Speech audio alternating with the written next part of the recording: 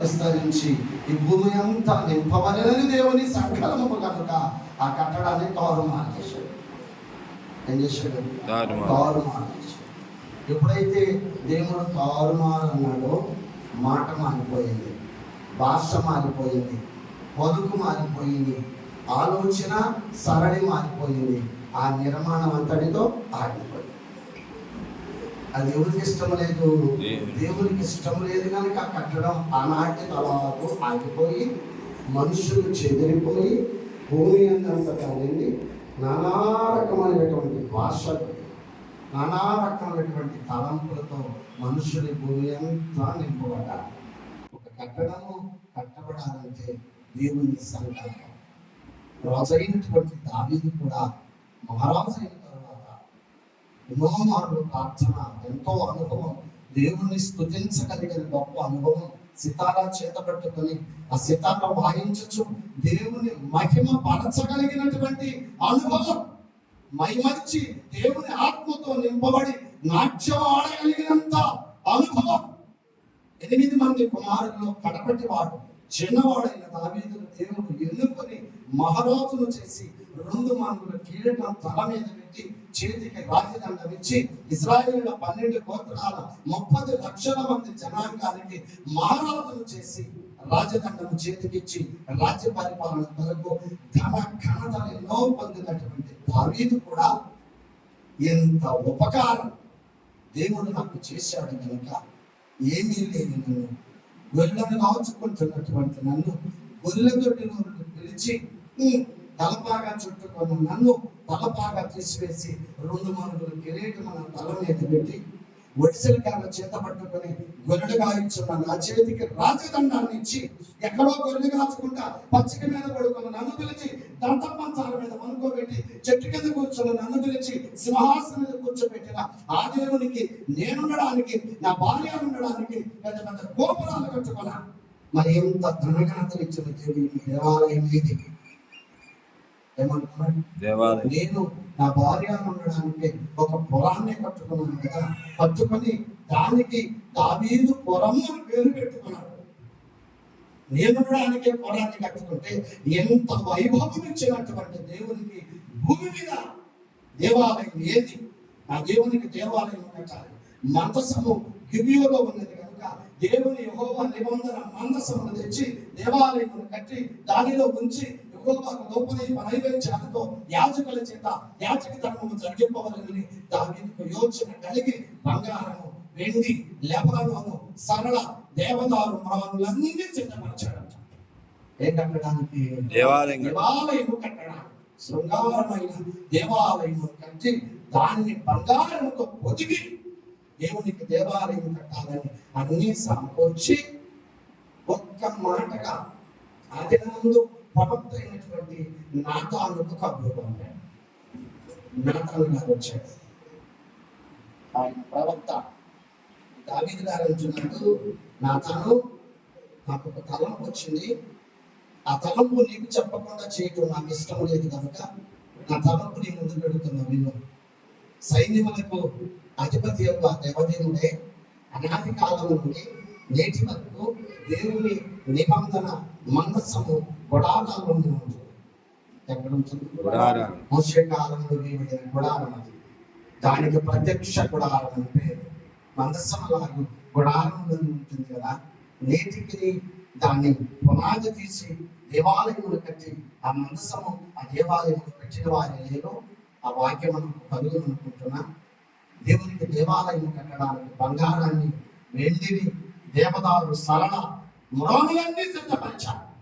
నువ్వు ఓకే చెప్తే స్టార్టింగ్ ఏంటది? మందిరం మొదలయ్యాక నువ్వు అనుమతిస్తే మందిరాన్ని కట్టి గిబియోలో ఉన్న దేవుని మందసాన్ని తెచ్చి దానిలో ఉంచి యెహోవాకు ఆరాధన సాగిస్తానన్నాడు. ఎంత గొప్ప మంచి తలంపు దేవునికి ఇచ్చాడు. ప్రవక్తలు పరిపాలన, న్యాయాధిపతుల పరిపాలన, ఎంతో మంది తన ప్రజలను పరిపాలించారు. కానీ దేవునికి దేవాలయం కట్టాలని ఎవరికి యోచన కలగల.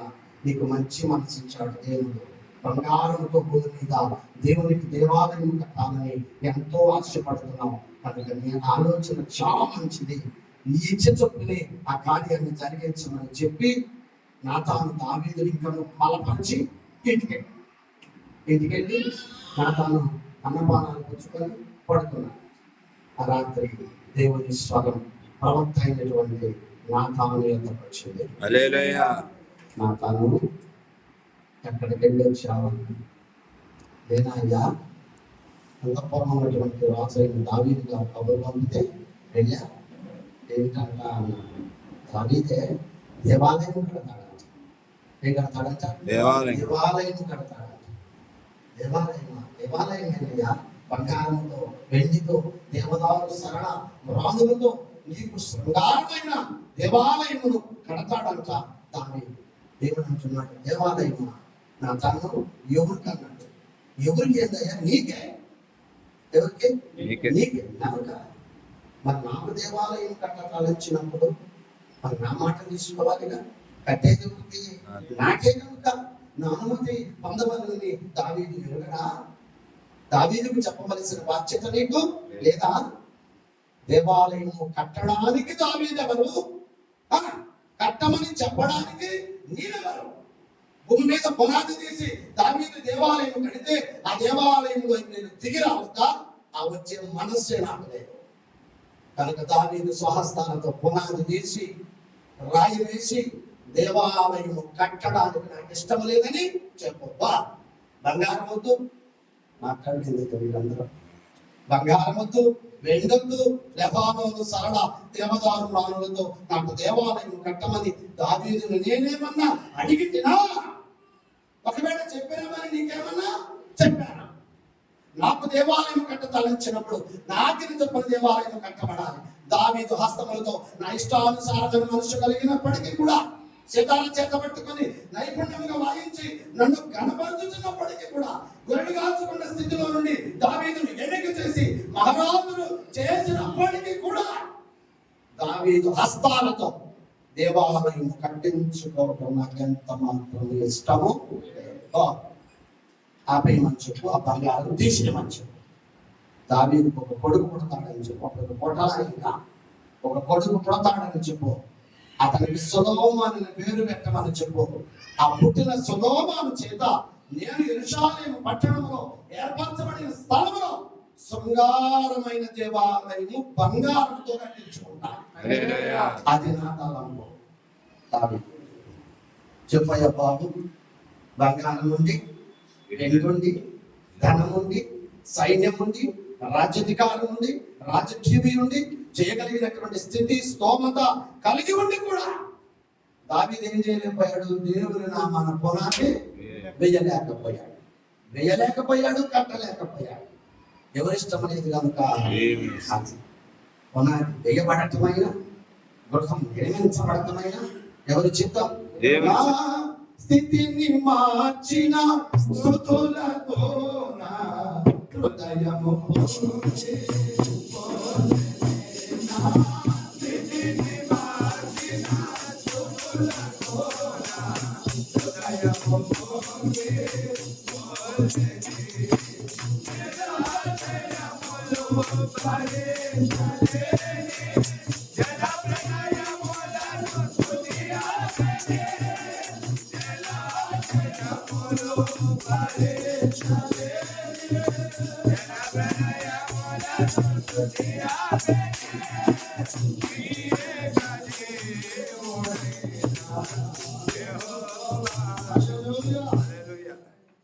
ఈ స్థితిలో ఉన్నాము అంటే ఇదంతా ఎవరి చిత్తాము? నువ్వు కట్టా బాబు, నేను కట్టాను అనుకుంటున్నాను. ఆయన నువ్వు కట్టరా, అమ్మాయి కట్టరా, పిల్లలు కట్టరా, ఎవరు కట్టరా.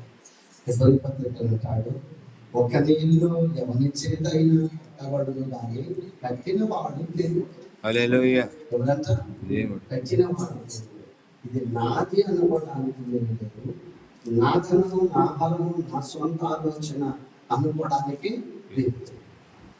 మనదేమీ లేదు, మనదంతా దేవుడు. నాది అనుకుని నెబుకద్నెజరు గర్వం ఇచ్చాడు దేవుడు.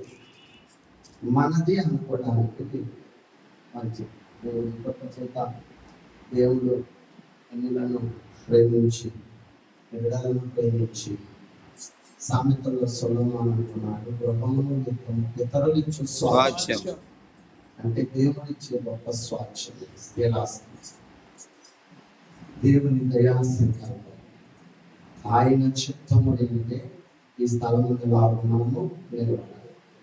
ఇది నీది కాదు, ఇది కొనుగోలు చేశారు.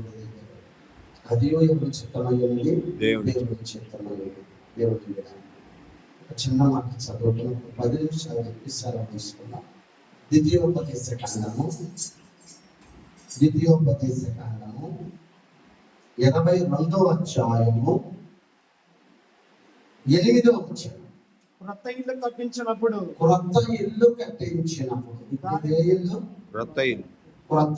చదువు. క్రొత్త ఇల్లు కట్టించినప్పుడు దాని మీద నుండి ఎవరైనా పడట వలన నీ ఇంటి మీద అత్యాదోషము రాకుండాకై నీ ఇంటి పైకప్పునకు చుట్టూ పిట్ట కూడా కట్టింపబడెను. 10 నిమిషాలు చెప్తాను. ద్వితీయోపదేశ కాండంలో ఇశ్రాయేలీయుల కనాను యాత్రలో దేవుడైన యెహోవా అనేక ఆజ్ఞలు, అనేక మాటలను ఇశ్రాయేలులకు చెప్పుచు మోషే ద్వారా వారిని బలపరుచుచున్నటువంటి దినాలలో ఇంటిని గురించి ఒక మాట రాయించాడు. దేనిని గురించి? ఇంటిని గురించి. క్రొత్త ఇల్లు కట్టించినప్పుడు, ఇప్పుడు ఏ ఇల్లు? క్రొత్త ఇల్లు. దీన్ని కట్టించినప్పుడు అంట ఈ ఇంటి మీదకి ఏ దోషము రాకుండా ఉండాలంటే ఇంటి పైకప్పునకు పిట్ట కూడా కట్టించుకోవాలన్న. పిట్ట కూడా. ఇల్లేమిటి? కట్టబడటం ఏమిటి? కట్టిన ఇంటికి దోషం రావటం ఏమిటి? ఆ దోషము పోవాలంటే పిట్ట కూడా కట్టించడం ఏమిటి? ఇది మర్మం. దేవుడైన యెహోవా ఇశ్రాయేలీయులకు చెప్పినటువంటి మాట. ఇల్లు కట్టుకున్న ప్రతి వారు కూడా ఆ ఇంటికి ఏం కట్టాలన్నాడు? పెట్ట కూడా కట్టాలి. చాలా ఇళ్ళకి ఏముండవో? పెట్టగాళ్ళు ఉండవు. ఏముండవు? పెట్టగాళ్ళు ఉండవు. ఆ పెట్టగాళ్ళు లేక గోడల మంది పడుతున్నారు. ఇప్పుడు తాగి డాబాలెక్కి అట్ట కాసేపు పడుకొని చేస్తే పెట్టగోడ ఆత్మీయ స్థితిలో ఆలోచిస్తే దీనికి ఒక గొప్ప మరణం ఉంది. ఇక్కడ ఏముందరా? ఒక గొప్ప మరణం దాగి ఉన్నది. ఏమిటి ఆ ఇల్లు? ఆ ఇంటికి ఏ దోషము రాకుండా ఉన్నారంటే దేవుడు ఎందుకు పెట్టగోడ కట్టమన్నాడు? పెట్టగోడ అంటే ఒక గోడ కాదు, నలు ప్రక్కల 4 గోడ, 4 దిక్కుల. ఎన్ని దిక్కులు ఉన్నాయి మనకి? 4 దిక్కులు. 4 ప్రక్కల పెట్టగోడ కట్టమన్నాడు. ఇక్కడ 3 భాగాలు ఉన్నాయి ఈ వాక్యంలో.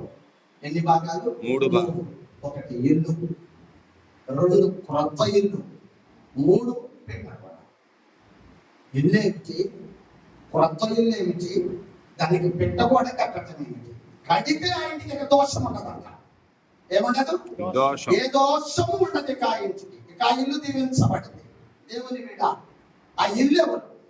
ఆ ఇల్లు ఏమిటి? ఇల్లు ఏ ఇల్లు అవ్వాలి? క్రొత్త ఇల్లు అవ్వాలి. ఏ ఇల్లు అవ్వాలి? క్రొత్త ఇల్లు అవ్వాలి. చదువు బైబిల్లో హెబ్రీయులకు రాసిన పత్రిక. ఇల్లు ఎవరో చూడు. హెబ్రీయులకు రాసిన పత్రిక 3వ అధ్యాయం 6వ వచనం. అయితే క్రీస్తు కుమారుడయుండి ఆయన ఇంటి మీద నమ్మకంగా ఉన్నాడు. ధైర్యమును పొదమట్టుకు స్థిరముగా చేపట్టిన యెడల మనమే ఆయన ఇల్లు. హల్లెలూయా. మనమే ఆయన ఇల్లు. అమ్మ జ్యోతి, ఇల్లు ఎవరు? మనమే. ఇప్పుడు అర్థమైందా? ఇల్లు అంటే మనమే. ఇల్లు ఒక మనుషునికి సాదృశ్యం. ఇల్లు ఒక కుటుంబానికి సాదృశ్యం. శరీరానుసారంగా అయితే ఇల్లు కట్టబడింది. ఆత్మీయ స్థితిలో ఆలోచన చేస్తే ఆ ఇల్లు మనమే. ఎవరు? ఆ ఇల్లు మనమే. ఇల్లు అనబడిన మనము ఇది ఏ ఇల్లు అవ్వాలంటే ద్వితీయోపదేశ కాండములు అన్నాడు క్రొత్త ఇల్లు అవ్వాలి. ఏ ఇల్లు? క్రొత్త ఇల్లు అవ్వాలంటే పాతది పోవాలి. మరి అంతకుముందు స్థలంలో ఏముందో తెలియదు కానీ నేను వచ్చేటప్పటికి ఖాళీ చేసింది మొత్తం చక్కగా చదరం చేసి ఎర్రకాయ దూరం. కొత్త ఇల్లు కట్టబడి, కొత్త ఇల్లు కట్టబడాలంటే ఇందులో ఉన్న పాతదంతా పోవాలి. ఏమైపోవాలి? పాతది పోతేనే కొత్తదనం. పాతవి గతించగా నూతనమైదిగా, పాతవి గతించగా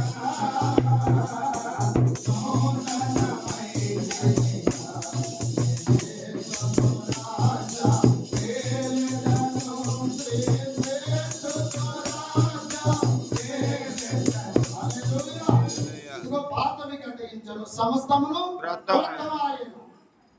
సమస్తము క్రొత్తవాలంటే పాతవి గతించాలి. ఇల్లు అంటే మనమే.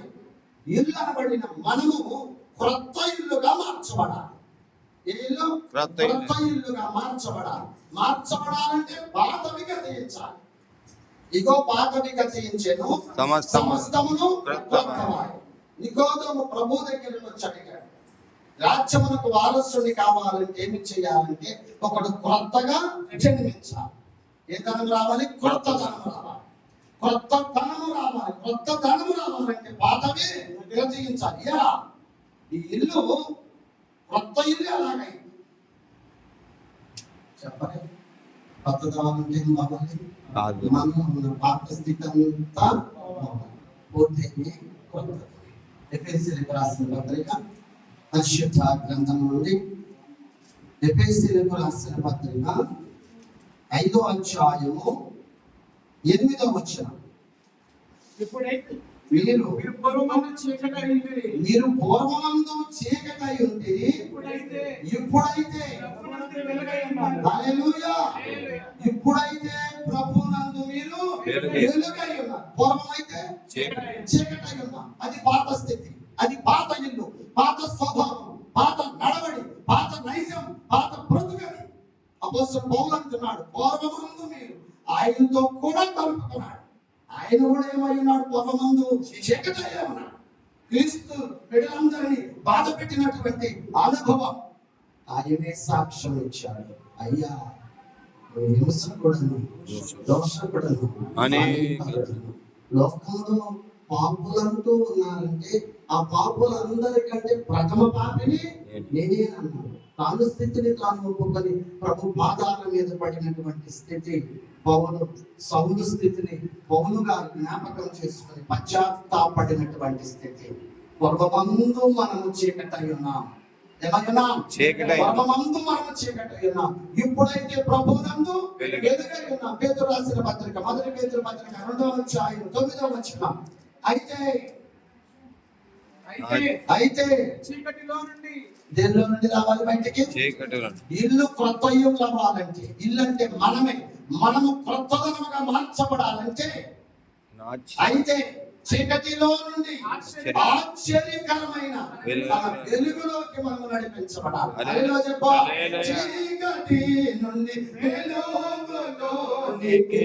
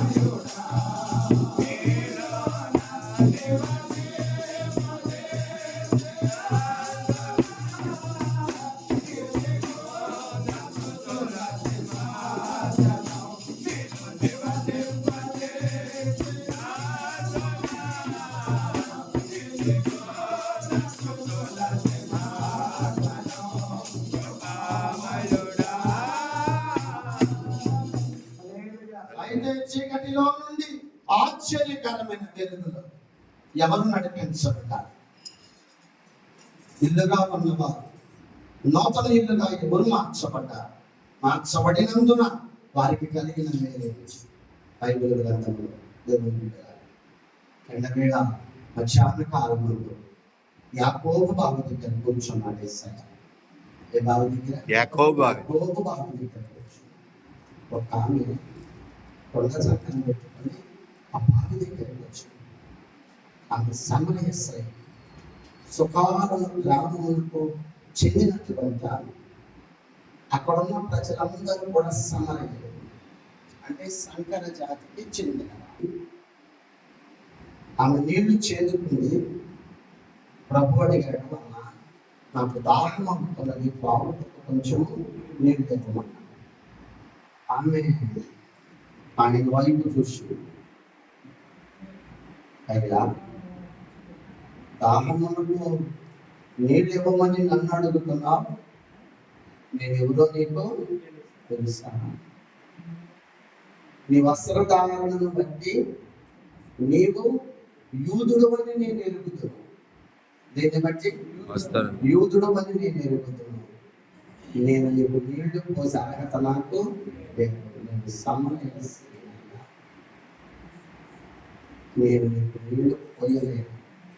ఆయన అన్నాడు, నిన్ను నీళ్లు అడుగుతున్న వాడు ఎవడో నీకు తెలుసా? నీళ్లు అడుగుతున్న వాడు ఎవడో నీకు తెలుసా? నీవిచ్చు నీళ్లు త్రాగితే మరణ తప్పి కాకుండా నేనిచ్చు నీళ్లు తాగితే మరి అన్నటికీ నీకు తప్పి కాదు అన్నాడు. అలాంటి కొంత సంభాషణ వారిద్దరి మధ్య జరిగిన తర్వాత ఆమెకు మాట ఉంది, అయ్యా ఇట్టి సంగతులన్నీ మాకు తెలియపరచడానికి మెస్సయ్య, చెప్పండి అందరూ, ఎవరు వస్తాడని? మెస్సయ్య వస్తాడని మా పితరుల నుండి మేము ఎదురు చూస్తున్నాం. ఆయన వచ్చి ఈ మాటలన్నీ మాకు చెబుతాడని నేను ఎదురు చూస్తున్నాను. ఆయన చెబుతాడనుకుంటున్న మాటలన్నీ నీవు చెబుతున్నావు, నీవెవరని అడిగింది. అప్పుడు అదేలో చెప్పు, ఏమని అడిగింది? మాకు ఆశ. యెరూషలేము పట్టణంలో యెహోవాకు దేవాలయం ఉంది. ఏముంది? మాట్లాడలేదురా, దేవాలయం. మీకు తెలుగు తెలీదా? లేకపోతే భాషలో చెప్పమంటే చెబుతాను, నాకు భాష రాదు. మరి తెలుగేనా నేను చెప్పేది? మాట్లాడాలి. వాక్యం వింటూ ఉంటే, మాట్లాడుతూ ఉంటే ఒక మాట కాకపోతే ఒక మాట మన లోపలికి పోతుంది. అన్నం ముందు పెట్టుకొని కూర్చుంటే ఆకలి తీరుతాం. ఏం చేస్తే తీరిద్ది? అది కలుపుకొని తినగలగాలి. చెబుతున్న వాక్యములు వినగలగాలి. అమ్మ అన్నప్పుడు ఆ మాటకి సమాధానం చెప్పగలగాలి. నేను గురువుని, మీరు ఇప్పుడు శిష్యులు అనుకో, విద్యార్థులు అనుకో, బళ్ళు పంతులు గారు చెప్పబోతే ఏం చెప్తాడు? అందరం చెప్పని తిన్నాను నేను బళ్ళు, నన్ను కూడా కొట్టేవాడు. ఎందుకు కొట్టేవాడు? గబక్కలు మాట్లాడేవాడు కాదు. నాకు అసలు భయం మొదటి నుంచి. మాట్లాడలేదని కొట్టేవాడు నన్ను. ఇటొక దెబ్బ, ఇటొక దెబ్బ, అనుకుని మళ్ళీ రావడం. ఎందుకు? గబక్కన సమాధానం చెప్పలేకపోయేవాడు. అక్కడ పట్టణ ఇక్కడ గతము ఎదగగలగాలన్న ఆశ, ఫలించగలగాలన్న ఆశ ప్రతి విశ్వాసకి ఉండాలి. ప్రతినిత్యం సేవకుడు, ప్రతినిత్యం ఎవరు మీ వెంట నడిపించేదేమీ లేదు. బిడ్డ మనకు మనమే, మన ఆత్మకు మనమే ఒక తర్వాత బలం కలిగి దేవుని పనులు పాల్గొనగలగాలి, దేవుని పనులు చేయగలగాలి. మీరేంటి ఇలా బతుకులు చూతా, అన్నం కూడా తిన్నాం. అట్ట తలిపేది మా ఆయన మస్తానం గారు మాట్లాడటానికి వెళ్ళేది. దేవుని పనిగా పనుల్లో పని లేదు. నా చిన్నతనంలో ఈ కట్టెబలం మా నాయన చాలా సార్లు వచ్చేది. మరి ఎవరింటికి వచ్చేదో మాకు కన్ఫామ్గా తెలియదు. కానీ మేము బండి నుంచి వచ్చేటప్పటికి దాదేది అంటే మా దాది, మా తాత, మా నాన్న, మా అమ్మ కట్టెవరం వెళ్ళారని చెప్పేవాడు. కట్టారం ప్రార్థనకి వెళ్ళారని చెప్పేవాడు. ఇప్పుడు పొద్దులు వచ్చేవాడు.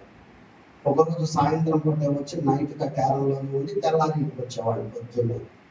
అట్లా ఎవరింటికి వచ్చేవాళ్ళు నాకు బాగా అవగాహన లేదు. కానీ కట్యారం మాత్రం తరచూ వచ్చేది. మా నాయనమ్మ ప్రార్థనకి గృహాలు ఇక్కడి నుంచి అతోటి వచ్చేవాళ్ళు. వాళ్ళు మనుషులైతే నాకు కొంచెం గుర్తున్నారు, కానీ వాళ్ళ పేర్లు ఏమి తెలియదు. వారు దంతులూరికి బంధువులు, అట్లా తెలుసు. కొద్దిగా దంతులూరు ఇచ్చారు ఇక్కడ అమ్మాయిని. వాళ్ళ ద్వారా యెహోవాకు ఆరాధన చేస్తున్నాం మేము. అయితే మా అందరి ఆశగా యెరూషలేము కొండ మీద ఉన్న యెహోవా కట్టిన శృంగారం అనే దేవాలయంలో దేవునికి ఆరాధన చేయాలని మాకెంతో ఆశగా ఉంది. కానీ యూదులు ఇశ్రాయేలీయులు మమ్మల్ని యెరూషలేము దేవాలయంలోకి రానివ్వడం. అమ్మ కుర్చీ దేవాలయంలోకి మమ్మలను రానివ్వటం. మా ఆశయం ఎక్కడికి రావాలని? దేవాలయంలోకి రావాలి. అక్కడికి రానివ్వటం లేదు కనుక గిరిజన కొండ మీద ఒక సమాజ మందిరాన్ని ఏర్పాటు చేసుకొని అక్కడ యెహోవాకు ఆరాధన చేస్తున్నాం. మెస్సయ్య వస్తాడని ఆయన వచ్చి అన్యులమైన మమ్మల్ని అందరినీ కూడా ఆ యెరూషలేము దేవాలయములకు ప్రవేశింప భాగ్యము కలుగజేస్తాడని ఆయన కొరకు మా పితరుల నాట నుండి ఎదురు చూస్తున్నాము. అప్పుడు ప్రభు అన్నాడు, అమ్మా వింటావా అన్నమాట? వింటాను. ఈనాడు మీరు గిరిజన కొండ మీద ఆరాధన చేస్తున్నారు యెహోవా. ఆ యెరూషలేము కొండ మీద యెహోవాకు దేవాలయం కట్టబడి ఉంది.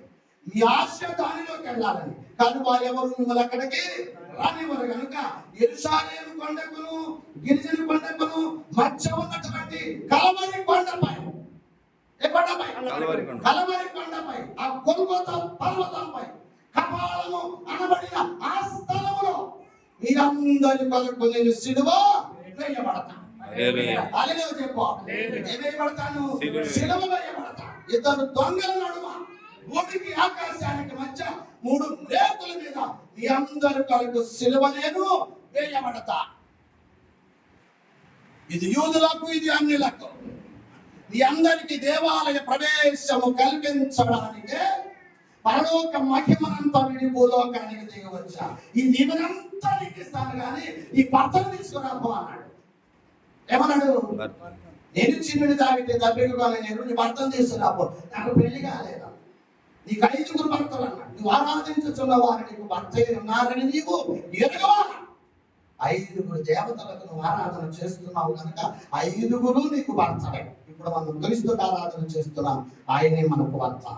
ఆ 5 చేస్తుంది కనుక 5. ఈ మాటలన్నీ విని చెప్పమ్మా, ఈ మాటలన్నీ విని ప్రభు నోట పలికిన ప్రతి వాక్కును విని ఇల్లుగా వచ్చిన ఆమె ప్రభు మాట చేత పట్టబడి చేతిలో ఉన్న కుండ అక్కడే పగలబట్టి గ్రామంలోకి పరిగెత్తిందట. ఎక్కడి కట్టమంతా వేడాలి తినంటదిగా పితరులు త్రవ్విన జలములకై కనబడెను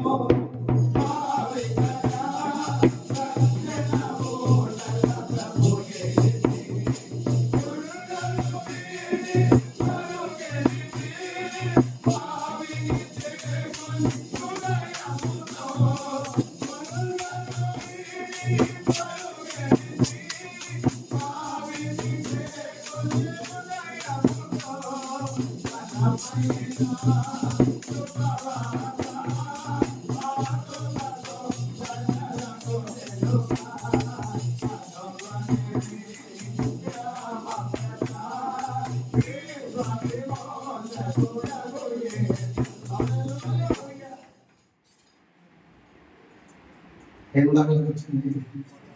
ఆమె చేతిలో ఉన్న పాపములు కొండ అక్కడే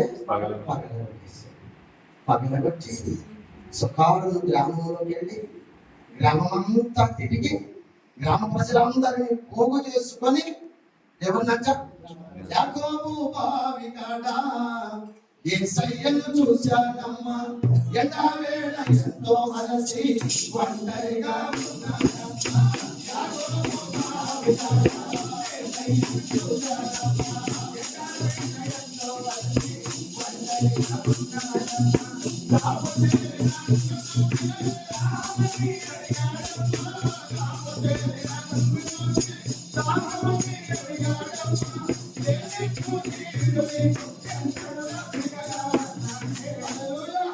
గ్రామంతో తిరిగి పాడిందండి పాట. ఎవరున్నారంట? యాకోబు బావి కాడ.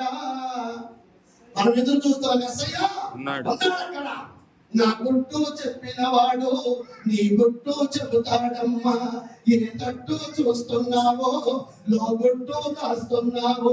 గుట్టు రట్టు కాకముందే తప్పు కావాలమ్మా. గుట్టు రట్టు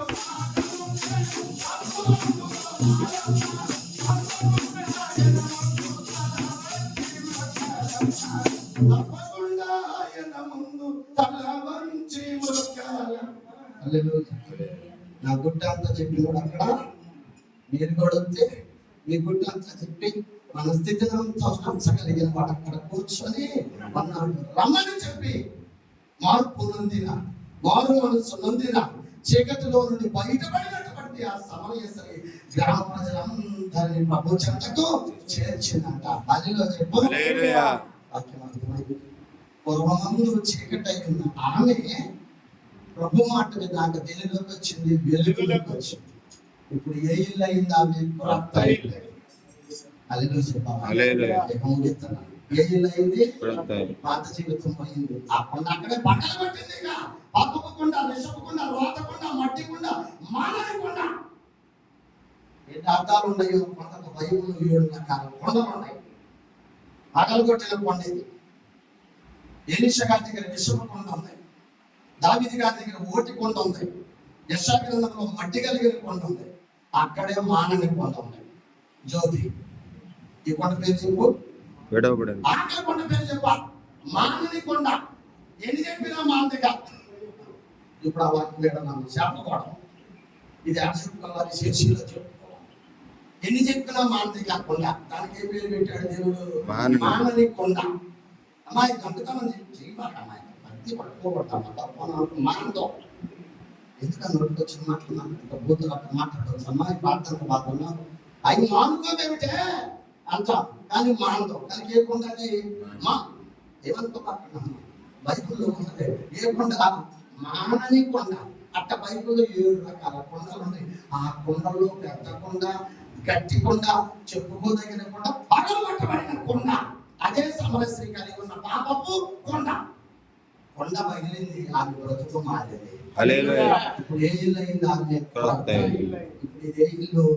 ఇప్పుడు ఆమె అయింది, మనమేమవ్వాలి? అదేలో చెప్పాలి. ఇది వాక్యం. అందరానికి వెళ్ళటం కాదు, మానాలి. మానని కొండగా ఉండకూడదు, మార్పు కలిగిన కొండగా ఉండాలి. మార్పు రావాలంటే మనలో ఉన్న పాపపు కొండ పగలగొట్టబడాలి. పగలగొట్టబడింది, ప్రభు చెంతకు వచ్చింది. ఆమె పేరు పరిశుద్ధ గ్రంథమందు యేశ్రీ సమరయశ్రీ. సుఖారుల గ్రామమంతా దేవుని వాక్యము చేత వెలిగించినటువంటి స్త్రీ. అందుకే కొత్త ఇల్లు అక్కడ చెప్పుకుంటూ పోతే పెరుకో పట్టణ ఊరిగా ప్రారంభించినది. నహాబని వేశ్య కూడా అర్ధరాత్రి ఏగుల వారి బోధ విని మార్పు అదేలో చెప్పలే. ఏ వేళ? అర్ధరాత్రి మిథ్యాపై యోగుల వారు రామాబూతో అర్ధరాత్రి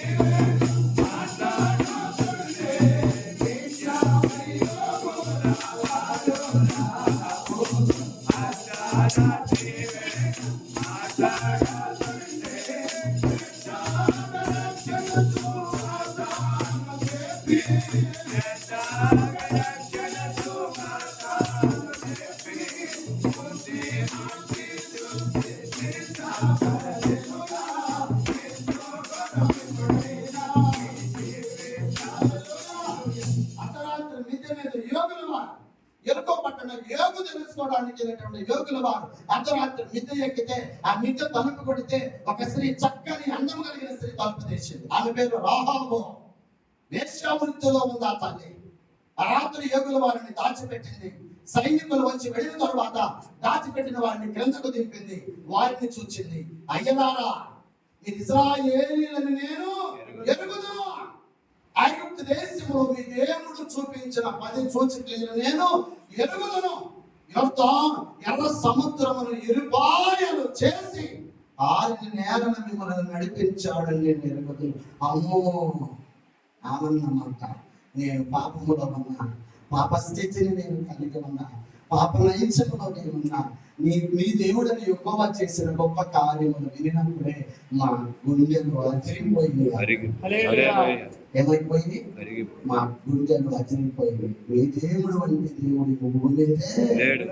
గొప్ప దేవుడు నీ దేవుడు సామాన్యుడు కాదని ఆమె ఎప్పుడైతే యెహోవాని గూర్చి చెప్పడం మొదలుపెట్టిందో, వీళ్ళు ఏం చేశారు? ఆ రాత్రి అంతా ఆమెకు బోధ చెప్పారట.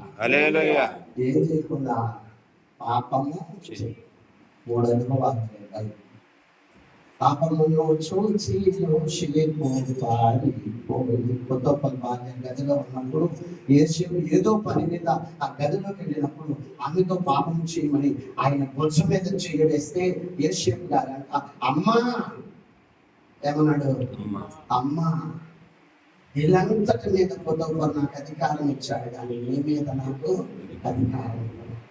నేను నీతో పాపం చేస్తే నా దేవుని ఎదుట నేను దోషిలా ఎట్లా నిలబడాలి, నీతో పాపము చేస్తే దోషిలా నిలబడాలి. అది నాకు ఇష్టం లేదని చెప్పి పాపమును చూసి యోసేపు బయటకు పారిపోయాడంట. ఏం చేశాడు, పాపాన్ని చూసి బయటకు మన విజయవాడ ఫిలదెల్ఫియా పాస్టర్ గారు బ్రహ్మస్తుడంట, మంచి ఉద్యోగం అంట. ఆ ఉద్యోగం పని మీద అతను ఫిలిపియా దేశానికి వెళ్ళాడంట. ఫిలిప్పీన్స్ దేశానికి వెళ్ళాడంట. వెళితే అక్కడ ఆ ఉద్యోగ విషయంలో ఆ దేశంలో ఒక మంచి హోటల్లో ఈయనకు బస ఏర్పాటు చేశారంట. బస ఏర్పాటు చేస్తే ఎంతో బాగున్నాడు. ఆ హోటల్ హై క్లాస్ గా లోపల ఉన్నాడు. చక్కగా 9-10 ఆ ప్రాంతంలో డిన్నర్ వచ్చిందంట. చక్కగా డిన్నర్ చేసి స్నానం చేసి డిన్నర్ చేసి ప్రయాణం చేసుకొని పడుకున్నాడంట. ఆ హోటల్ ఉన్న ప్రత్యేకత ఏంటంటే ఆ హోటల్ ప్రతిరోజు ఒక చక్కని అమ్మాయిని పంపుతారంట. హోటల్ వాళ్ళే పంపుతారు. దానికి ఉన్నటువంటి ప్రత్యేకత ఆ పిలిపిన తీసుకున్నటువంటి చక్కని యవనస్తులను ఎన్నిక చేసి వారిని ఆ హోటల్ ఉన్నటువంటి ఉద్యోగస్తులకి ఆ రూమ్లో పంపుతారంట. అది అతనికి తెలియదంట. ఆ యవనస్తులు ఆమె వచ్చిందంట. అక్కడ సగం రొట్టెలు వేసుకొని వచ్చి ఆమె తలుపు కొట్టింది.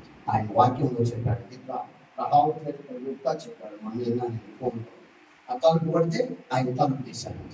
తలుపు దిగానే లోపలికి రాబోతుంటే ఇంగ్లీష్లో ఏంటని అడిగాడు. ఏం లేదు, ఈ నైట్ నేను మీతో బస చేయాలి. ఈ హోటల్ యొక్క ప్రత్యేకత నన్ను ఈ రూమ్కి 2 మంది బుక్ చేశారు. పద లోపలికి అన్నమాట. వద్దు, అలా రావడానికి వీలు లేదు, ఆ పని నేను చేయడానికి వీలే లేదు. నాకు ఇది అవసరము లేదని చెప్పి ఆమె వెళ్ళిపోమని తలుపేసుకున్నాను. తలుపేసుకొని వెళ్ళి మంచం మీద అట్లా కూర్చోగానే మనిషి తలంపులు నానా రకాలు కదా. కొంచెం ఆమె అందం ఈ మనసులో కొంచెం మెదిలిందట. ఎంత చక్కగా ఉంది అన్న మనస్సు మెదిలింది. నో, తప్పు. పవిత్రతను కాపాడుకుంటే తండ్రినక ఎంత దేశం వచ్చి ఎక్కడ పాపం చేయవలసిన పని ఏముందని చెప్పి గబగబా తలుపు దగ్గరికి వెళ్ళి, ఒకవేళ వెళ్ళిన ఆమె ఒక పావు గంటకు మళ్ళా వచ్చి తలుపు కొడితే తీయక తప్పదేమో. ఆ మాటలు మీకు అర్థమయ్యా? మళ్ళా వెనక్కి వచ్చి, సార్ మళ్ళా నాకు పంపారు నీ రూమ్లోకి, నువ్వు తలుపు తీయని మళ్ళా ఆమె తలుపు కొట్టింది అనుకో, నాకు కలిగినటువంటి చిన్న పాపేక్షను బట్టి మళ్ళా నేను తలుపు తీయాల్సి వచ్చిందేమో అని చెప్పి గబగబా తలుపు దగ్గరికి వెళ్ళి లోపల తాళం గడికి తాళం వేసేసి ఆ తాళం కిటికీ దగ్గర తీసుకొచ్చి లోపల నుంచి బయటకి తీసేశాడు. తలుపు తాళం చేసుకున్న లోపల బంధించేసుకున్నాడు. 2 చేతులు పైకి.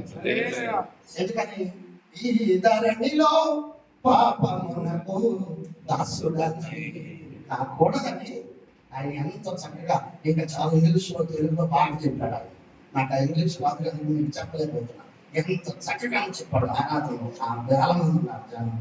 ఆ పరిశుద్ధతను కాపాడుకొని ఇంటికొచ్చిన అయితే పాస్టర్ గారిని సంపాదించి పాస్టర్ గారి చేత ప్రార్థన చేయించుకొని అట్లా నేను ఎన్నో దేశాలు వెళ్ళవలసినదయ్యా, నా పవిత్రతను కాపాడుకోవడానికి నాకు ధైర్యం ప్రసాదించమని ప్రార్థన చేయించుకొని వెళితే ఈ కాలంలో ఉన్నటువంటి యోసేపు నీవేనని చెప్పి ఆ పాస్టర్ గారు ఆయన వాటేసుకొని ముందు పెట్టుకున్నాడట. ఏం కాపాడుకున్నాడు? యోసేపు వారి పవిత్రతను. ఉన్నావా మన స్థితిలో మరి? చాలా ఉన్నాయి కానీ ఇది కుటుంబ ప్రార్థన కదా, మనం ఎంతసేపు చెప్పకూడదు. అసలు జాన్ అగస్టిన్ గారు ఉన్నారు. ఆ నమ్మకం 8 మంది 9 మంది పిల్లలంట 11 మంది. ఆ తల్లికి అది నిత్యము ప్రార్థన, అందరినీ బాబు చెత్తగా నడిపించాలని ఎంత ప్రార్థన చేసినా జాన్ అగస్టిన్ మాత్రం తాను ఇష్టానుసారంగా జీవిస్తున్నటువంటి భయంకరమైన స్థితిలో ఉన్న జాన్ అగస్టిన్ తల్లి కన్నీరు కాల్చి కాల్చి కాల్చి ఎలాగైతే దేవుడు పట్టుకునే వరకు కన్నీరు కాల్చిందంట. ఒక దేవుడు పట్టుకున్నాడు.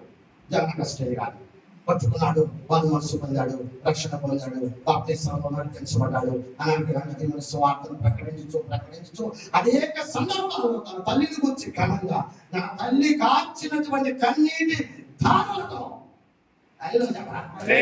ఏంటితో నా తల్లి కార్చినటువంటి పాపపు బ్రతుకులో ఉన్న నన్ను నా తల్లి కార్చిన కన్నీటి దారులలో ఆ కన్నీటి ప్రవాహంలో కొట్టుకొచ్చి నేను యేసు పాదాల మీద పడ్డానన్నాడు.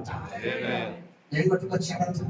తల్లి కాల్చిన కన్నీటి దారుల్లో కొట్టుకొచ్చి ఆ కొట్టుకొచ్చిన ప్రవాహం అంటే యేసు పాదాల మీద పడేసిందంట.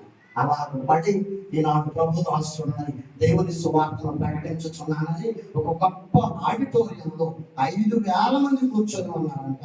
ఒక దేశంలో ఆయన ఆత్మ పూర్ణుడై ఏ స్థితిలో నుండి ఏ స్థితిలోకి వచ్చాడో, ఎలా ప్రభు చేత పట్టబడ్డాడో, ఎలా తల్లి కన్నీరు కార్చిందో అనాకరంగా పౌలు గారు ఎలా అనాకరంగా బోధ చెప్పగలడో అగస్టిన్ అనాకరంగా బోధ చెప్పుచున్నాడంట. ఒక ఆమెంట నిట్టి వేసుకుందంట, దాకా జాకెట్ వేసుకుందంట, ఎంతో చక్కగా అరచోట పెట్టుకోమంట, కాళ్ళ దిక్కుమడి చెప్పులు వేసుకుందంట. ఆమె కూర్చొని కాలు మీద కాలు తీసుకొని ఈ వాక్య జ్యోతులను త్యాగ సైడ్ చేస్తుందంట. నేను చేస్తుంది త్యాగ అంటున్నాక ఇది చూస్తున్నాడు. ఒక పాస్టర్ గారు చెప్పాడు మన వాక్యంలో 7 రకాల సూపులు ఉన్నాయని చెప్పి, పన్నెండు చెప్పాడు కదా, 7 రకాల సూపులు ఉన్నాయని చెప్పి ఆ సూపులో ఒక సూపు పెద్ద సూపు అంట అట్లా చెప్పి నవ్వించాడు జనాన్ని. అట్లా ఆమె ఈయనకి సైడ్ చేస్తుంటే అగస్టిన్ గారు వాక్యం చెప్తా ఆమె చూసి చూడనట్టుగా వాక్యం అంతా అయిపోయింది. కాబట్టి అందరూ లేచి ఆయన దగ్గర జీవం తీసుకోవడానికి పరిగెత్తుకుంటూ వస్తుంటే వాళ్ళందరికంటే ముందే లేచి వచ్చింది. లేచి వచ్చి అగస్టిన్ స్వతంత్రంగా ఎవరిని సేవకుడిని, అగస్టిన్ ఏంటి నువ్వు అన్నదేమిటి, నేను నీకు తెలియదా, నన్ను ఎరగవా? ఒకానొక పట్టణంలో, ఒకానొక ప్రాంతంలో, ఒకానొక వీధిలో, ఒకానొక ఇంటిలో నేను కలిసి సహజీవనం చేయలేదా? అగస్టిన్ నన్ను మర్చిపోతివా? నాతో ఎన్నాళ్ళు గడిపావు, నేను దగ్గర ఎన్నాళ్ళున్నా, ఎందుకన్నా ఇంత నిర్లక్ష్యం చేస్తున్నామని ఆమె పెద్దగా అగస్టిన్ ఎదురుకు వచ్చి పోట్లాడుతున్నంత పని. వెంటనే అగస్టిన్ అన్నాడు, ఓయే అమ్మా, ఆ పట్టణంలో, ఆ ప్రాంతంలో, ఆ వీధిలో, ఆ ఇంటిలో నీతో సహజీవనం చేసిన అగస్టిన్ ఎప్పుడో చచ్చిపోయాడు. ఎప్పుడో చచ్చిపోయాడు. ఇప్పుడున్న అగస్టిన్, నీవు అనుకున్న అగస్టిన్ అదిలో చెప్పలే, ఆడెప్పుడో చచ్చిపోయాడు. ఇప్పుడు అగస్టిన్ కొత్త అగస్టిన్. ఈ అగస్టిన్ నీతో పని అదిలో చెప్పలే, ఎవరితో పని లేదు, నీతో పని లేదు. అప్పుడు ఇల్లుగా ఉందా, ఇప్పుడు కొత్త ఇల్లుగా మార్చబడ్డ. మనం కూడా ఏమవ్వాలి, కొత్త ఇల్లుగా మార్చబడాలి. అలా నిత్యమైన రహాబు కొత్త ఇల్లుగా మార్చబడి పాపమును చూసి యేసేపు పారిపోయాడు. పాపమును చూసి దావీదు పడిపోయాడు. యోగులు అగ్రగణ్యులై పాపము చేస్తున్న స్త్రీని చూసి పారిపోలేదు, పాపములో పడిపోలేదు. పాపంలో ఆమెకు బోధ చెప్పి పాపస్థితి నుండి ఆమెను మార్చి రహాబును కొత్త ఇల్లుగా మార్చారు. ఎప్పుడైతే కొత్త మనస్సు ఆమెలోకి వచ్చిందో పాపం మీద అసహ్యం కలిగింది, అక్కడ ప్రజల మీద అసహ్యం కలిగింది, ఎరుకో పట్టణం మీద అసహ్యం కలిగింది. ఇక్కడ నేను ఉండలేనయ్యా, అది నిజమైన మార్పు. ఏమాత్రం నిజమైన మార్పు. పాపంలో నుండి మనం నిజముగా బయటపడితే ఆ పురుషుడితోనేమి ఆ స్త్రీతోనేమి సంభాషించాలన్న తలంపు మనకి కలగదు. కాంతో మనకు పని లేదు, మాట్లాడుతున్నాము అంటే ఏదో పని ఉంది, అంత మనకి ఇంకా. అందుకే దేవదాసయ్య గారు అంటున్నాడు, చీపులు తీసుకోనంట. ఏం తీసుకొని? చీపులు కూడా తెలుగుతారు కదా మీకు. మన ఊర్లో వాక్యం చూడండి, కోళ్ళు తెలియదు అన్నారు వాళ్ళు. ఏం తెలియదంట, పిల్లలు పెడతారు కోళ్ళు తెలుసా అమ్మా, కోళ్ళు తెలుసా అంటున్నా నేను వాక్యంలో. వాళ్ళు ఏం మాట్లాడతారు, 400 మంది ఉన్నారు, అయ్యో మైలు చూస్తున్నారు. నేనన్నా ఈసారి మళ్ళా వెళ్తారా అయ్యారు, ఖచ్చితంగా 2-3 కోళ్ళు నేను కాలు వేసుకొని వచ్చి కేజీ ఎక్కడా కోళ్ళు చూపిస్తాం. అంటే మాట్లాడటానికి ఇష్టం లేదు వాళ్ళు. నెలకొండ కూర్చోడు, ఏం తెలియక కోళ్ళు తెలియక, కోళ్ళు తెలియక. దేవదాసయ్య గారు ఉపమానంలో వాక్యంలో చెప్పాడు, ఆయన చీపురు తీసుకోనంట. ఇల్లంత స్త్రీ ఎంత శుభ్రంగా కూర్చుందో ప్రతి విశ్వాసి వాక్యం అనే చీపురు తీసుకొని మన హృదయంలో ఉన్న గింజలన్నీ ఊడ్చేసుకోవాలన్న. జ్యోతి అర్థమైంది? నీకు అర్థమైతే సార్ ఇల్లు మీది కనుక చెప్పయ్యా బాబు. లోపల ఉన్న గింజలన్నీ వాక్యం అనే చీపురు చేత ఊడ్చేసుకోవాలి. ఊడ్చబడలేదనుకో, చినుకు పడంగానే మట్టిలో ఏడున్న గింజ ఏమొచ్చింది, అది కూడా జరుగుతలేదా? నీళ్లు తగలంగానే గింజకి ఏమొచ్చింది, మొదకొచ్చింది. అందుకు దేవదాసయ్య గారు చెప్పాడు, లోక హృదయంలో ఉన్న పాపం అనే గింజలన్నీ వాక్యం అనే చీపురి చేత ఊడ్చబడాలి. ఊడ్చుకోకపోతే ఒక్క గింజ మిగిలిన అది తరుణం వచ్చినప్పుడు ఏం చేసిందంట, ఇప్పుడు నాకు దొంగ బుద్ధి ఉందనుకో, మిగిలిన అన్నీ తీసేసుకున్నా, ఆ దొంగ బుద్ధి మాత్రం పక్కనే అడవ పాత బాబు గారు కొంచెం 500 ఉండేది అనుకో, అట్లే చూద్దాం నాకు మిగిలి. అంటే ఆ 500 కాగితం చూడంగానే ఉదయంలో ఉన్న దొంగ అనే గింజ ఏం చేసింది, మొనకేసింది. చేసుకో. అదే ఆ గింజ అసలు లేదనుకో, అబ్బా ఎవరైనా డబ్బులు బాగేసుకున్నారు, తీసుకోండి అయ్యా, బాగేసుకోమంటున్నారు. అది అయ్యగారు చెప్పిన ఆ మాటను అది దేవుని బిడ్డ. ఈ విచారం అనే గింజ మనలో ఉన్నారనుకో, లోపల నా స్త్రీ మళ్ళా మనకు కనపడిందనుకో, ఆ మొనకేసిందంట. మోసం అనే విత్తనం ఉందనుకో, అబద్ధం అనే విత్తనం ఉందనుకో, ఇంకా నానా రకాలు ఏ విత్తనం అయితే అవన్నీ వాక్యమైన చీపురు చేత ఓడ్చబడితే ఈ లోకంలో వేరుగానే బ్రతకొచ్చి. హల్లెలూయా. యోగులు వాళ్ళు ఆ బీజం లేదు కానీ కాళ్ళతో పాపం చేయాలి. పాపం నామని బంధువులకు మలిచారు. పాత ఇల్లు ఏమైనా ఇప్పుడు కొత్త ఇల్లుగా మార్చబడింది. ఇప్పుడు అగస్టిన్ గారు అని చెప్పా, సమరస్త్రీ చెప్పా, రహాబులు చెప్పా, ఇక చెప్పలేదు. వీరందరూ ఏమయ్యారు, వారి హృదయాలు మార్చుకొని కొత్త ఇల్లుగా మార్చబడ్డారు. కొత్త ఇల్లు అయ్యాం కదా, దీనికి ఏం కట్టుకోమన్నాడు, మార్చబడిన మనకి ఏ దోషము లేకుండా, ఏ లోపము లేకుండా, మనము మన ఇంటి వారు మన కట్టడాలని క్షేమంగా ఉండాలంటే ఈ ఇంటికి పెట్టకూడదు. మార్పు కలిగిన ప్రతి మనిషి ఈ పెట్టకూడ అనుభవంలో భద్రపరచబడాలి. అప్పుడు వారికి ఏ దోషము ఉండదు. ఆ పెట్టకూడదు 4 అపోస్తల కార్యము 2వ అధ్యాయము చదువు. పేతురు అపోస్తల కార్యం 2వ అధ్యాయం. ఇది మొదలుకొని అపోస్తలుల వీరు అపోస్తల బోధ యందును వచ్చిన చెప్పు 42 అపోస్తలుల బోధ, సహవాసం, రొట్టె విరుచుట, హల్లెలూయా చెప్పు. ఎన్ని అనుభవాలు ఉండాలి? 4. పెట్టుబడి ఎన్ని కట్టుకుంటాం? 5, 6, 4. ఉత్తరం, తూర్పు, పడమర, ఉత్తరం, దక్షిణ, 4 దిక్కులు, 4 పేతురు గారు 4 అనుభవాలు చెప్పారు.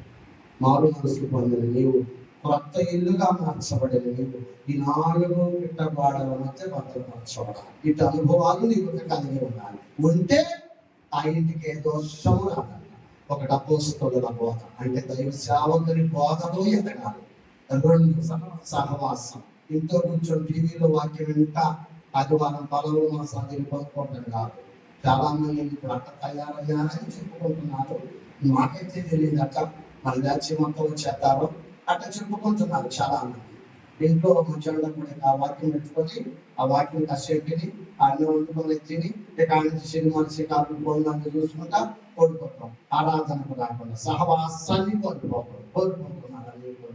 కానీ ప్రభు చెప్పాడు, ఖచ్చితంగా సహవాసాన్ని మన సహవాసం అయితే తండ్రితోనూ ఆయన కుమారుడైన యేసుక్రీస్తుతో మనం సహవాసం.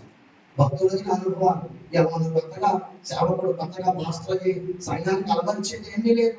అబ్రహాము దేవుని సన్నిధిలో ఉండేను, సమూయేలు దేవుని దేవాలయంలో ఉండేను, సంతానం కొరకు అన్న శిలోకు దేవాలయంలోకి వచ్చాను, యెఫ్తా మిస్పాలో ఉన్న దేవుని దేవాలయంలోకి వెళ్ళాను, యేసుక్రీస్తు ప్రతిదినమందు దేవాలయంలో బోధ చెప్ప ఆరంభించాను. వారందరూ అనుభవాన్ని కలిగి ఉన్నారు. మనం కొత్త దాంతో పెట్టుకోవడం, దేవుని వాక్యం బిడ్డ. అందుకని చెప్పాడు పేతురుగా, కొత్త ఇల్లుగా మార్చబడి ఖచ్చితంగా సహవాసంలోకి భక్తశీలంగా ప్రార్థన చేస్తూ వాక్యం చెప్తుంటే ఒక రాలేదంట విశ్వాసం ప్రార్థన. 1 వారం రాలా, 2వ వారం రాలా, 3వ వారం రాలా, 4వ వారం పలకరించడానికి ప్రార్థన అంతా అయిపోయాక సాయంత్రం కూడా ఆమె పై దగ్గరికి కూర్చొని పొయ్యిలో పొగలు పెట్టి నీళ్లు కాడుతున్నాను. వెళ్ళి అమ్మా అయ్యానికి అప్పబాలు ఇచ్చి కుర్చీలో దేవాడుతుందంట. వద్దు అమ్మ పర్వాలా కూర్చో అని చెప్పి ఆయన కూడా చిన్న రాయి లాక్కొని ఆ రాయి మీద కూర్చొని అమ్మ పెట్టాడంట. అమ్మా సహోదరి 3 వారాల నుంచి దేవుని మందిరానికి రావటంలా, 1 వారం అంటే బాగోలేదేమో అనుకున్నా, 2వ వారం అంటే ఇది సమస్య అనుకున్నా, నాటికి 4 వారాలు గడిచిపోయింది. నీవు మందిరంలో కనపడి నువ్వు మందిరానికి సమాసంలో కూడడానికి నువ్వు రాకపోవడానికి కారణం ఏమిటమ్మా అంటే ఏమి లేదయ్యా, అయ్యా ఆ టయానికి పెద్ద అబ్బాయి రావట్లా, భోజనం ఏంటి అవుతామంటే పెద్దోడు చిన్నోడు రావట్లా, 2వ వారం ఆయన రావా, అట్లా 2 వారాలు గడిచిపోయినా. అయ్యో నీవు అనుకుంటున్నట్టు నేను ఆత్మీయంగా జారిపోయిన అనుకుంటున్నావేమో, నువ్వు వాడే పాటే నేను వాడుకుంటున్నా. ఎక్కడ ఇంట్లో నువ్వు వాడే పాట ఏడే వాడుకుంటున్నా, నువ్వు చెప్పే వాక్యం ఏడే చదువుకుంటున్నా, నువ్వు చెప్పే వాటి మాట సూత్రం చెప్పుకుంటా ఏడే అంటున్నా. నేనేం జారిపోవాలనుకుంటానే ఉన్నా, నువ్వు అర్థం తెలుసు నాకు. నేను అనుకుంటానే ఉంటా, నేనేం జారిపోలా, నేను పాట పాడుతున్నా వాక్యం చేస్తున్నా అని ఆమె చెబుతున్నా. కానీ డాక్టర్ సింగ్ గారంట ఆ పొయ్యిలో కారుతున్న కట్టెల్లో ఒక కట్టె బయటికి లాగాడట. నేను కొడతాంట ఒక కట్టె బయటికి లాగి పెట్టాడట. ఆ మాటలన్నీ అయిపోయాక అమ్మా ఆ కట్టెంపు చూడు అన్నాడు. ఆమె కట్టెంపు చూసి ఏమైంది అన్నాడు. ఆగిపోయింది అయ్యా. ఆగిపోయిందా? ఆగిపోబడితే మరి నువ్వు అన్నట్టు ఆరిపోవడానికి వీలు లేదు. ఆరిపోలేదు నువ్వు అంటున్నావు, కట్టె ఆరిపోయి చూపించింది. ఇక్కడ పొయ్యనగా దేవుని సన్నిధి, మన కట్టెలన్నీ సంఘ సభ్యులే, వెలుగుతున్న ఆత్మ పరిశుద్ధ ఆత్మ అన్ని కట్టెల మధ్య నీ కట్టె చేర్చబడితే వారితో పాటు నీవు కూడా వెలిగించబడతావు. పొయ్యిలో నుండి కట్టెలో నుండి వేరైన కట్టె ఎలా ఆరిపోయిందో కడకు నిబుడతలాగూ వెంటనే ఆధారణ ఏడ్చుకుంటా మందిరానికి వెళ్ళిందంట. అదిలో చెప్పు, ఆ కట్టెలు ఎవరు? మనమే. ఆ పొయ్యి ఎవరు? దేవుని సన్నిధి. కట్టెలో కట్టె కలిసి ఉంటేనే ఆ పొయ్యిలో మంట ఆత్మ చేత నింపబడతాం. 10 కట్టెలో ఒక కట్టె వేరైందన్న కట్టె ఏమైపోతుంది? ఆరిపోతుంది. భక్తులైన వారు చూపించి చెప్పి వెళ్ళిందండి తాను. ఇలా మనం కొత్తగా చెప్పే పోతాయి కనుక సహవాసం ఉండాలి. ఏదో ఒక సహవాసం, ఏదో ఒక ప్రార్థన స్థితిలో బలపరచబడాలి, మన కుటుంబాలు దిగించబడడానికి. లేచి ఐగుప్తు విడిచిపెట్టి కన్నాను పదం ఇశ్రాయేలుకి చెప్పవచ్చుగా. మోషేని ఎందుకు తీసుకొచ్చి ముందు పెట్టాడంటే వారిని నడిపించిన ఒక నాయకుడు కావాలి కనుక. అది వాక్య అనుభవం. దేవుని బిడ్డ అలాగే సహవాసం. 3 రోడ్ల పిలిచినప్పుడు సంస్కారం పోయింది. 4 ఎడతెగని ప్రార్థన. ఈ ఇంటి వారు ఇంటి 4 లక్షణాలు కలిగి ఉంటే ఇక ఆ ఇంటికి ఆ ఇంటికి ఏ దోషము ఉండదు అన్నాడు. ఉందామా మరి? వాక్యం అర్థమైందా? కొత్త ఇల్లు అవ్వాలి, ఇంటికి పెట్టబడి కట్టబడాలి, ఆ ఇంటికి ఏ దోషం లేకుండా ఉండాలి. ఉంటే మనము మన బిడ్డలు మన కుటుంబాలు ఇప్పుడు బిడ్డలందరూ దీవించబడతాం. దేవుడు తన మాటలు దీవించుగాక. పరిశుద్ధుడా దయగలిగిన తండ్రి, కృప కలిగిన గొప్ప దేవుడా, నిత్య జీవము కలిగిన యేసయ్య, బాబు గారిని జ్యోతిని ప్రేమించి 2 బిడ్డలను విస్తారము నిర్మాణం ఎన్ని నాన్నకు ప్రార్థించుకున్నాం.